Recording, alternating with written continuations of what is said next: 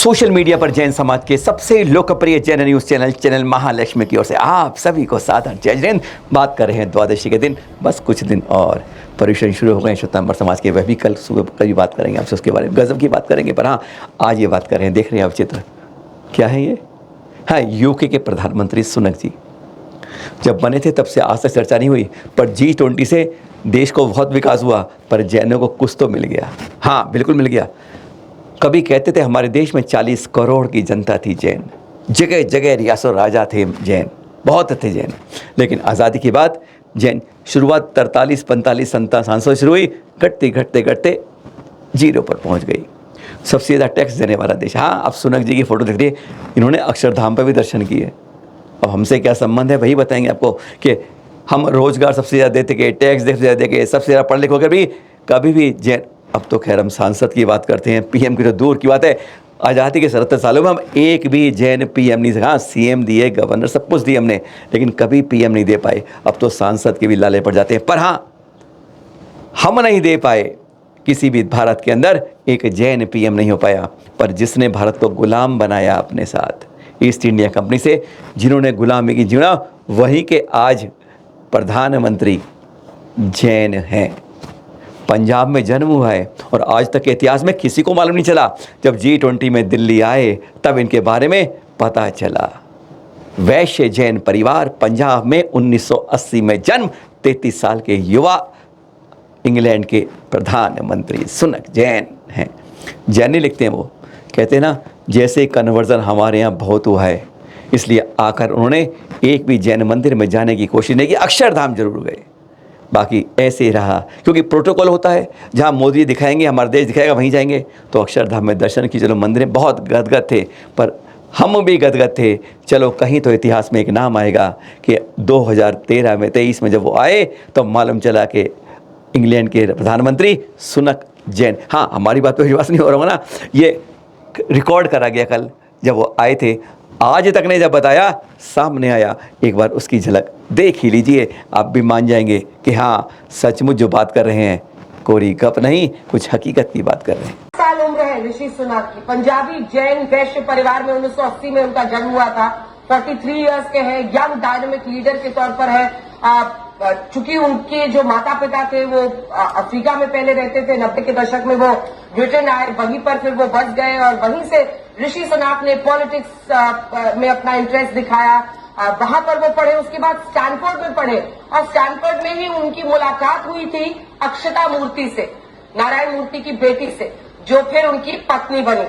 तो एक तो खुद भारतीय मूल के वो हैं, पंजाबी जैन वैश्य परिवार में उनका जन्म हुआ, वहीं दूसरी तरफ नारायण मूर्ति इंफोसिस के फाउंडर, जिनकी बेटी अक्षता मूर्ति से उनकी शादी हुई है। तो जड़े। और अब ये वायरल हो रही पोस्ट देख रहे हैं आप, देख रहे हैं आप, ये वेदांता ग्रुप के मालिक लंदन में बेस्ड हैं, अनिल अग्रवाल जैन हैं। क्या लिखा जा रहा है? 21,000 करोड़ रुपए इन्होंने अपनी संपत्ति में से दान दे दिया, यानी अपनी जितनी संपत्ति 75% दान दे दिया है इन्होंने।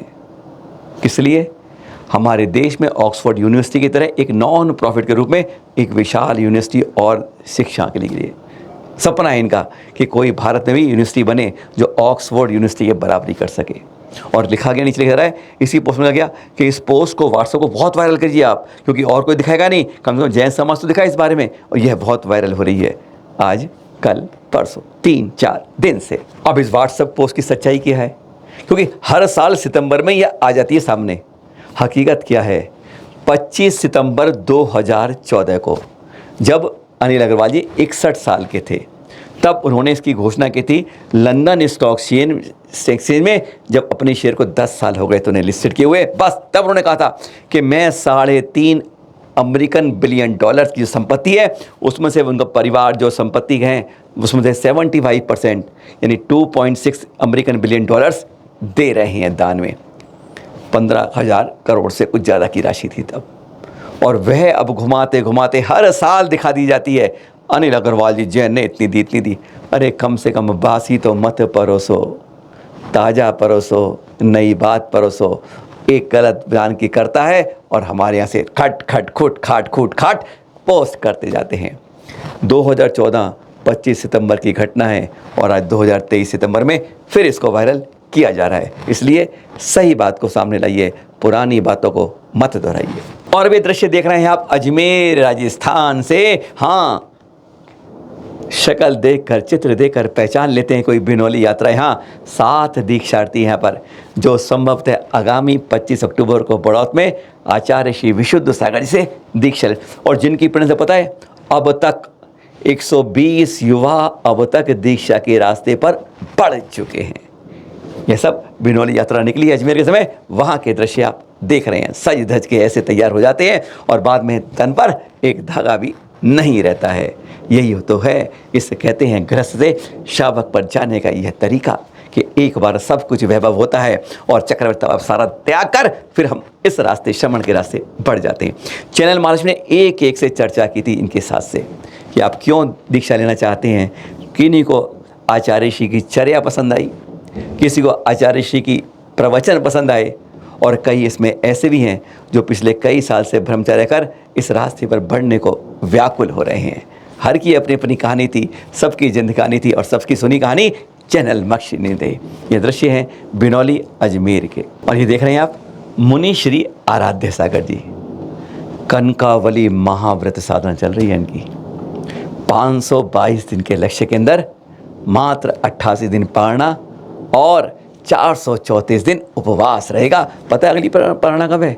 15 सितंबर को, है ना। आज की तारीख में जगह जगह उपासना के श्रृंखला चल रही है। हर संघ में आप ये देख सकते हैं, अपने पड़ोस में, दूर में, पास में, हर जगह। ध्यान रहे, 10 लक्षण आ रहे हैं, प्रश्न चल रहे हैं। उपवास, तप की साधना हम सबको भी करनी चाहिए। फिर मिलेंगे आपके साथ एक नए एपिसोड में नई जानकारी के साथ। कल करेंगे बात गिरनार के बारे में, दूसरी, तीसरी, चौथी बैठक में।